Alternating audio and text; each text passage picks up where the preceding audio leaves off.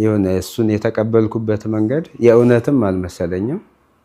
ያው ሪል ደግሞ እንዲህ በማስታወቂያ ምናምን የሚሰሩ ስራዎች ስላልሆኑ ቦታ አልሰጠሁትም እንጂ ኖርማል ነው። እዛው ቀረጻ አድርገን ብንሰራ ምንም ከኔ የሚቀንስ ነገር የለም። በእርግጥ ግን እንደዛ አላሰብኩትም። እሱም በዛ መልኩ አስቦታል ብዬ አላስብም። ዝም ብሎ ለአፉ ብቻ ነው ያለኝ ብዬ ነው ያሰብኩት። ለዛ ነው እዚህኛው እንዲቀመጣል ማለት ነው። እና እቺ ከላይ ጌጥ አላት፣ የራሷ ጌጥ ውበት የምትሰጣት ጌጥ አለች። እሷንም እሰራለሁ። ልክ እንደዚህ ነው በቃ የምትወጠረው ፎርም ላይ ይቀመጣል ማለት ነው።